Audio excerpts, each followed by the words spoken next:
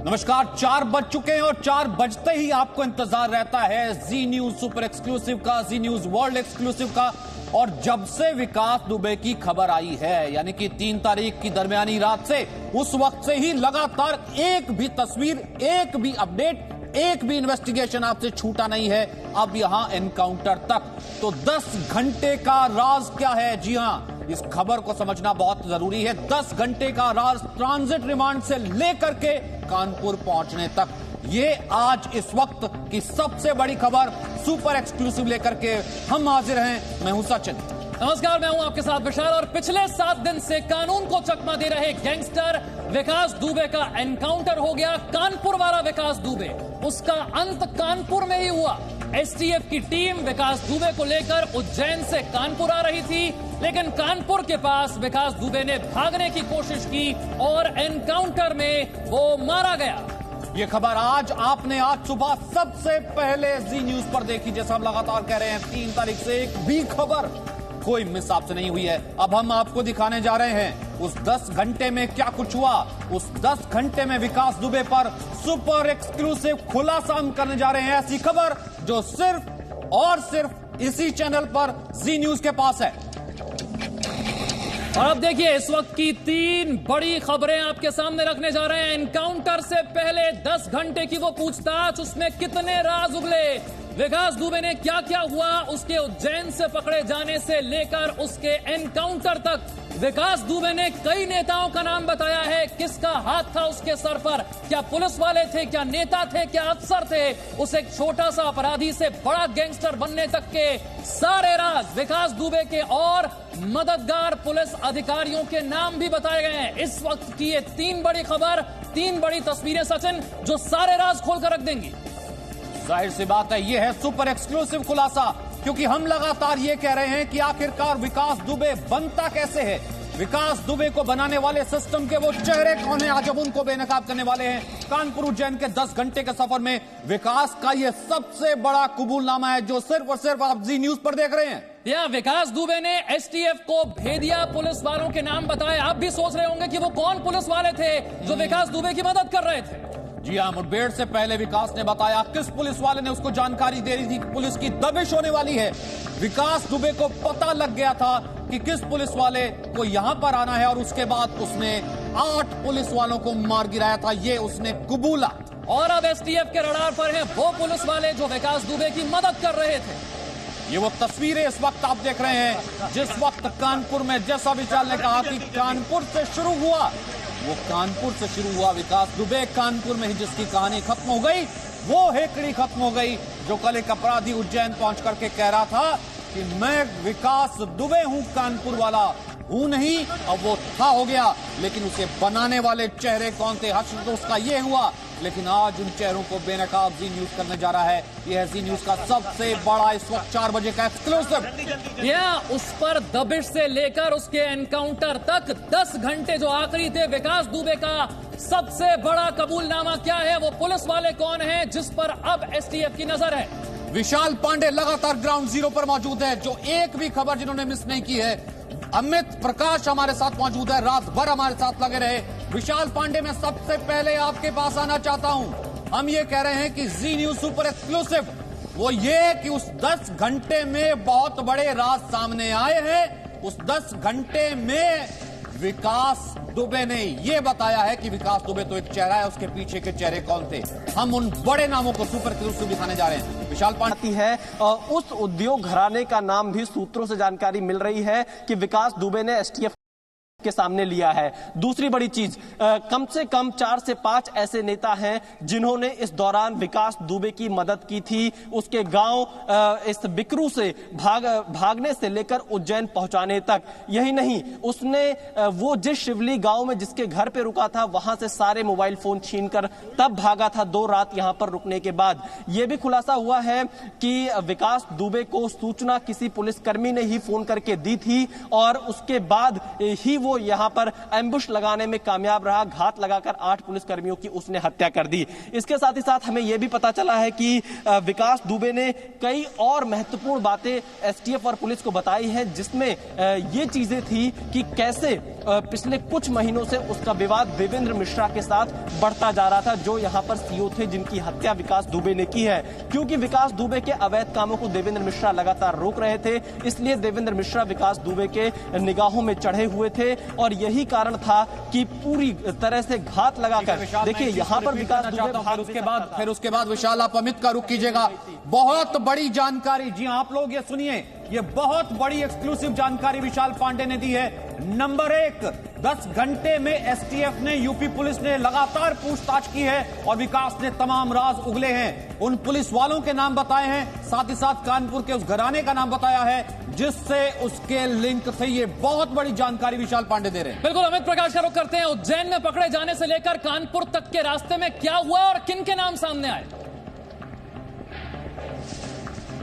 देखिए, इस वक्त मैं उस स्पॉट पे मौजूद हूं और आप दोनों को ये बता दूं, जो पुलिस के लोग मौजूद थे, साफ तौर पे जिस तरीके से बात ये कही जा रही थी कि जो बदले की आग थी दिल में, इस बात को लेकर जिस तरीके से उनके सारे साथियों को एक एक करके उस दिन उसने मौत के घाट उतारा था अपने गांव में, आज वो तमाम लोग इस बात को लेके उनके अंदर संतोष है, उन परिवारों में संतोष है। हम साथ साथ आपको ये भी बता दें, जो विशाल जो इन्फॉर्मेशन दे रहे थे उसकी एक्सटेंशन में कुछ इन्फॉर्मेशन और भी आई है। आप ये सोचिए, ये लोकेशंस आसान नहीं है। फरीदाबाद, दिल्ली एनसीआर, उज्जैन, चंदौली, वाराणसी, ये तमाम ऐसे लोकेशन थे। आप सोचिए, एक अपराधी और उस अपराधी का परिवार इतनी जल्दी अगर लोकेशन बदल रहा था, एक जगह से दूसरी जगह जा रहा था, रातों रात सफर करके एक जगह से दूसरी जगह उस लोकेशन को ट्रैक नहीं किया जा सक रहा था क्योंकि वो अपनी लोकेशन को लगातार बदल रहे थे। उनकी मदद करने वाले राजनीतिक लोग थे, उनकी मदद करने वाले तमाम वो लीडर्स थे जिसके नाम विकास दुबे ने अपने 10 घंटे के इंटरोगेशन में, पूछताछ में बताया है और उन नामों से खुलासा भी होगा। कई बड़े नाम सामने आएंगे और साथ साथ हम आपको ये भी बता दें, चौबेपुर थाने की पुलिस में के जो भी स्टाफ जिनको लाइन हाजिर किया गया है, उनसे भी पूछताछ में कई अहम जानकारियां मिली हैं। किस तरीके से उस रात को, 2 तारीख की रात को, वो 3 फोन कॉल जो एक एक करके विकास दुबे के पास पहुंचे और उसके बाद उसके पास इतना वक्त था कि उसने 50 से 60 अपने साथियों को अपने घर और अपने घर के आसपास की तमाम छतों में तैनात किया, उसको किले में तब्दील किया और जैसा कहते हैं घेर के उस दिन पुलिस वालों को उसने मौत के घाट उतारा। एक इन्फॉर्मेशन और आपको देता हूं, गांव वालों से लगातार हम लोगों की बातचीत हो रही थी, 2 से 3 दिन तक लगातार हम उनसे पूछते रहे, लेकिन सबसे अहम बात इसमें यह है, बिकरू गांव के लोग अब खुल के बोलने लगे हैं। आज उसके इनकाउंटर के बाद अब लोग इस बात को बताने लगे हैं कि कैसे, जिस तरीके से उसका दबदबा पूरे गांव में था। और साथ साथ आपको ये भी बता दें, जो 4 पुलिस वाले एकदम यंग पुलिस के लड़के थे जो अभी 2018 बैच के भर्ती हुए थे यूपी पुलिस में, उन लोगों को घेर के जब मारा जा रहा था तो आखिरी शब्द उन्होंने कहे, उन्होंने अपने जान की भीख नहीं मांगी उन लोगों से, उन्होंने वहां साफ उन लोगों से कहा, जो लोग गांव के जो लोग उनको घेर के खड़े थे और बस अगले पल गोली चलने वाली थी, उन 4 पुलिस वालों ने उस वक्त उनसे यही कहा था कि हमको मत मारो, अगर हमें मारोगे तो तुम लोग भी नहीं बचोगे। वो शब्द आज उस कान में, उस गांव के लोगों के कान में गूंज रहे हैं। और जो बात उसने कही थी, उन 4 पुलिस वालों ने जिनको मौत के घाट उतारा गया, सबसे आखिर में उन चारों ने जो बात कही थी कि हमको मत मारना, नहीं तो तुम लोग भी नहीं बचोगे, आज एक एक करके वो तमाम अपराधी अपने नतीजे पर, जो निष्कर्ष था, जो अंत उनका होना था, वो अंत लिख दिया गया, वो तय हो गया कि उनको कैसे जाना था। और अब उनका गैंगस्टर, उनका साथी, उनका कुख्यात गैंगस्टर, जो यानी कि अमित प्रकाश टीम लीडर माना जाता है ना, अमित प्रकाश ये कह सकते हैं बहुत सीधे तौर पर कि वो लोग जो ये कह रहे हैं एनकाउंटर पर सवाल, या वो लोग जो ये कह रहे हैं कि आवाज खत्म हो गई, दब गई आवाज, अब उसके बाद राज को राज रह जाएंगे। लेकिन जी न्यूज ये बता रहा है, क्योंकि हमारी तो ये मुहिम का हिस्सा है, राज तो अभी बहुत से आने बाकी हैं, जैसा विशाल बता रहे, जैसा अमित बता रहे हैं। और उस दिन योगी सरकार ने क्या कहा था, जिस दिन 8 पुलिसकर्मियों की शहादत हुई थी, अमित ने तो बताया गांव वाले क्या कह रहे थे, उस दिन क्या कहा था योगी सरकार ने, एक हफ्ते के भीतर क्या ये शहादत का बदला है, ये देखिए जरा। इस पूरी घटना के लिए जिम्मेदार किसी भी अपराधी को बख्शा नहीं जाएगा। पुलिस के अपने जवानों के शहादत और उनके बलिदान को व्यर्थ नहीं जाने दिया जाएगा। राजेश राय साहब इस वक्त हमारे साथ मौजूद हैं, उत्तर प्रदेश के बहुत वरिष्ठ अधिकारी और उत्तर प्रदेश के बहुत वरिष्ठ पुलिस अधिकारी आप रह चुके हैं। सबसे पहले राय साहब, जो योगी ने कहा था 1 हफ्ते के भीतर, वो योगी सरकार की पुलिस ने कर दिखाया। यानी कि 8 पुलिस वालों की, जिसमें सीओ तक मौजूद थे, उनकी शहादत का सर बदला ले लिया आज पुलिस ने। आज की तारीख में जब मैं आपके पैनल पर यह बात सुन रहा हूं कि हमारे जवान ने वहां पर मरने से पहले ये इनको श्राप दिया था और ये भविष्यवाणी की थी कि अगर हमको मारोगे तो तुम बचोगे नहीं।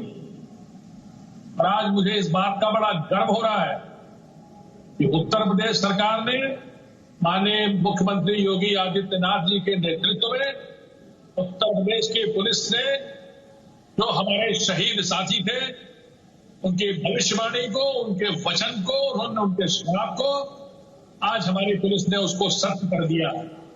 मुझे गर्व है इस बात का कि यूपी पुलिस ने ये जो जाबाज कार्रवाई दिखाई है और जो इतना दुर्दांत अपराधी, जो एक बिल्कुल असुर प्रवृत्ति का, राक्षसी प्रवृत्ति का, तो अपराधियों में रावण कहा जा सकता है, आज जिस तरीके से एसटीएफ ने उसको मुठभेड़ में मार गिराया है, ये अपने आप में काबिले तारीफ है और मैं इसकी जितनी तारीफ करूं उतनी कम है। एक बात।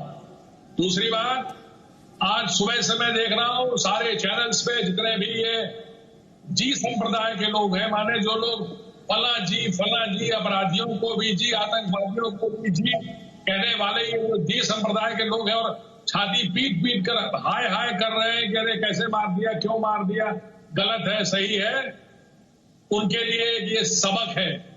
देखो किस तरीके से इतना दुर्दांत अपराधी, जिसने कि 8 पुलिस कर्मियों को केवल मारा नहीं, सचिन जी, केवल मारा नहीं, उनको प्लानिंग करने के बाद 50 लीटर पेट्रोल रख के रखा हुआ था वहां पर, जिसकी ये प्लानिंग थी कि डेड बॉडी को जला देंगे, उसको फूंक देंगे, सबूत मिटा देंगे, और ये करने के लिए उन्होंने केवल तैयारी नहीं। ठीक है, विशाल पांडे भी हमारे साथ हैं। विशाल, ये जो सवाल बार बार उठ रहा है कि अब इसके मर जाने से राज दब जाएंगे, इसका जवाब भी पुलिस को देना होगा कि किस तरीके से नेता, पुलिस या अफसर कोई भी हो, वो नाम सामने जरूर आएगा।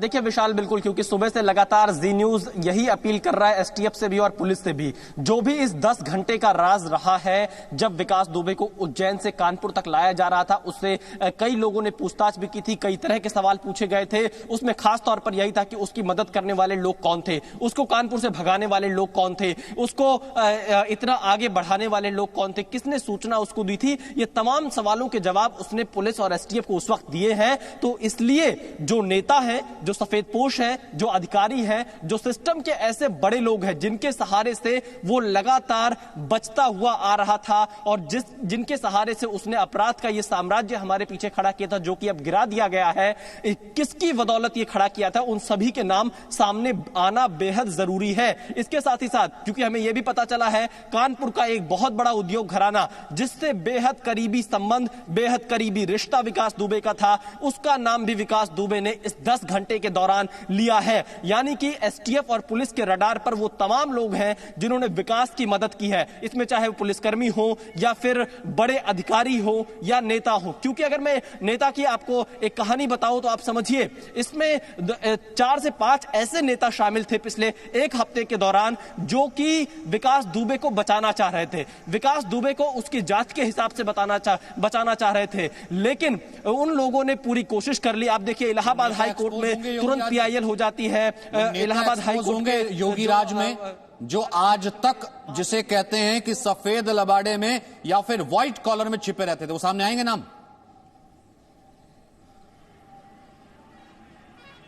देखिए, उम्मीद यही हम जता सकते हैं कि वो नाम जरूर सामने आने चाहिए। और अगर एसटीएफ और पुलिस ये नाम सामने नहीं लेकर आती है, सचिन, मैं आपको ये आश्वासन देता हूं कि जी न्यूज की टीम उन नेताओं के नाम जरूर सामने लेकर आएगी जो लोग विकास दुबे की मदद कर रहे थे। क्योंकि हमें बेहद पुख्ता जानकारी है वो कौन लोग हैं। बस हम कुछ और सबूत इकट्ठा करने की कोशिश कर रहे हैं जिन लोगों ने विकास दुबे की मदद की थी। और ये बड़े ऊंचे ओहदे पर बैठे हुए लोग हैं, ये वो लोग हैं जो ये सोचते हैं इनके एक हाथ में कानून है, वकालत का सहारा लेकर ये विकास दुबे को बचा लेंगे, तो दूसरे हाथ पे इनके पास सिस्टम है। क्योंकि इन लोगों को लगता है कि इन्होंने आईएएस आईपीएस को चलाया है, इन लोगों ने थानों को चलाया है, तो ये ऐसे लोग हैं जो पुलिस की रग रग से वाकिफ थे। उन्होंने सोचा कि वो विकास दुबे को बचा लेंगे, क्योंकि पूरा एक सेफ रूट विकास दुबे का तैयार किया गया था। लेकिन विकास दुबे लगातार गलती पे गलती करता गया और अंत में उसके अपराध का अंत सचिन और विशाल इसी कानपुर में हुआ। जिस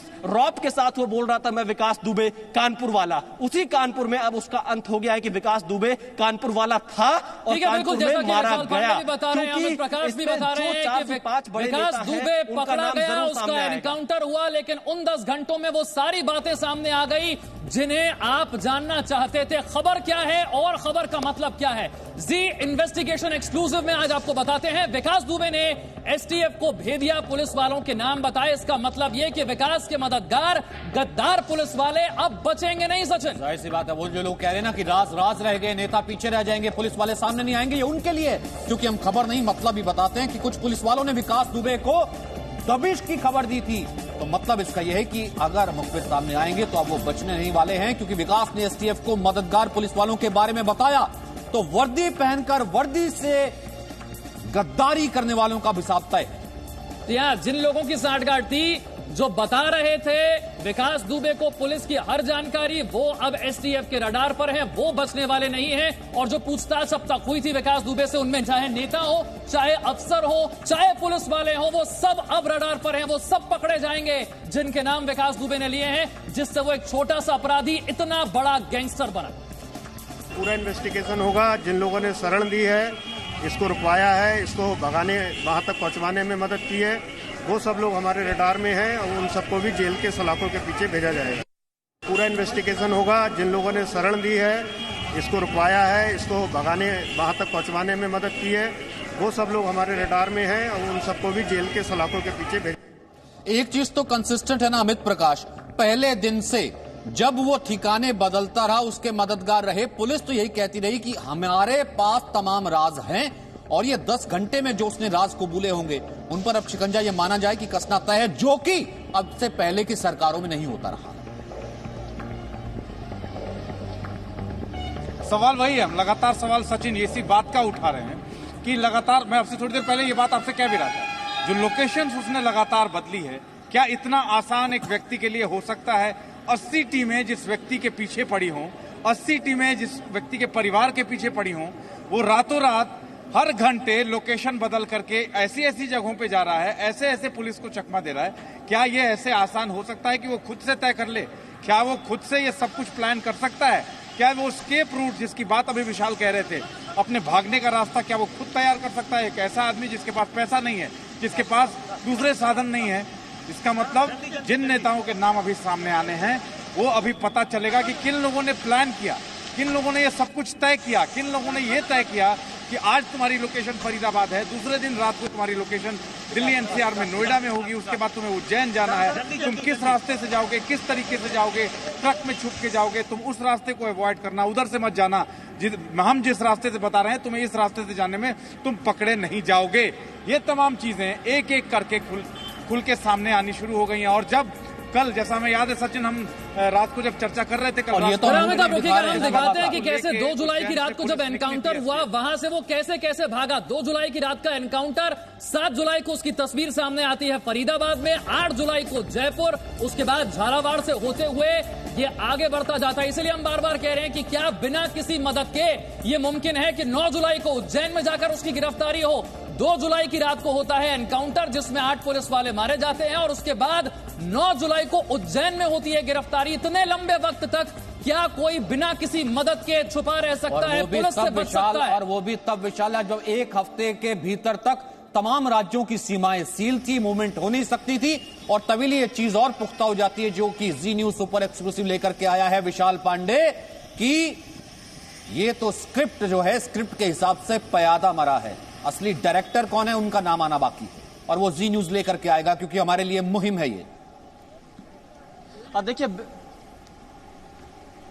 बिल्कुल, क्योंकि हमारे लिए एक सामाजिक मुहिम है सचिन। ये इसे आप सिर्फ अपराध तक ही सीमित करके मत देखिए। ऐसे अपराधी, ऐसे विकास दुबे फिर से तैयार हो सकते हैं। सिर्फ एक विकास दुबे मरा है और जो इसके असली आका हैं वो ऐसे ना जाने कितने विकास दुबे तैयार कर सकते हैं रातों रात, क्योंकि जो इस विकास दुबे को 1990 से लेकर 2020 तक पाल सकते हैं, समय समय पर इसके आका बदलते रहते हैं, समय समय पर इसके नेता बदलते रहते हैं, समय समय पर इसकी नजदीकियां बदलती रहती हैं, तो ऐसे विकास दुबे ना जाने कितने सिस्टम में पड़े होंगे। और इसके पास हर वो गुण था कि पुलिस को कैसे सेट करना है, अधिकारियों को कैसे सेट करना है, नेताओं को वोट बैंक के आगे कैसे सरेंडर कराना है, और इसके साथ ही साथ कैसे अपनी धमक क्षेत्र में बनाकर रखनी है ताकि लोग इसके खिलाफ बोलने से डरे। तो इसके पीछे पूरी तरह से राजनीतिक संरक्षण था और इसीलिए विकास दुबे इतना फलता फूलता गया। और इस पूरे गांव में, इस पूरे इलाके में जो पंडित जी के नाम से मशहूर था ये विकास दुबे, पंडित जी के आदेश के बगैर यहां पर कुछ नहीं होता था। वो अपनी अदालत लगाता था, वो यहां पर अपनी तरह से चीजें चलाता था। ऐसे बिल्कुल, एक छोटा सा अपराधी इतना बड़ा गैंगस्टर कैसे बना? विशाल पांडे लगातार ये बता रहे। राजेश राय साहब, पूर्व आईजी यूपी पुलिस के भी हमारे साथ है। राजेश जी, लेकिन आम जनता को आप आश्वस्त करना चाहेंगे कि नेता, अफसर, पुलिस वाले कोई भी हो, इस तरह की जब गिरफ्तारी या एनकाउंटर होता है उनके नाम दबेंगे नहीं, वो राज राज नहीं रहेंगे? मुझे पूरा भरोसा है, और ये भरोसा मैं किसी और आधार पे नहीं कह रहा हूं, मैं इस आधार पे कह रहा हूं कि जो पुलिस वाले उसमें शामिल थे उसमें तो 2 जेल जा चुके हैं। जिनका प्रमुख रोल था उसमें से 2 लोगों के खिलाफ मुकदमे पंजीकृत हुए, वो सस्पेंड हो गए और उन 2 लोगों को जेल भेजा जा चुका है। तो पुलिस वाले तो उसमें एक भी नहीं बचेंगे। और मैं बिल्कुल इस बात से एकदम संतुष्ट हूं कि जो नेता या व्यापारी है, जो वहां के उद्योगपति हैं, उनके बारे में मैं एक बार ये कह सकता हूं कि उनके ऊपर उसकी गुंडागर्दी का, उसका दबाव, मैं अभी कहीं सुन रहा था, किसी न्यूज में सुन रहा था सचिन जी, विशाल जी, कि वहां पर उसके एक वहां पर साबुन की फैक्ट्री है जिसके यहाँ वो पर्ची लिख के भेज देता था, इसको 20,000 की नौकरी दे दो, तो उसको 20,000 की नौकरी दे दी जाती थी, इसको 50 की दे दो।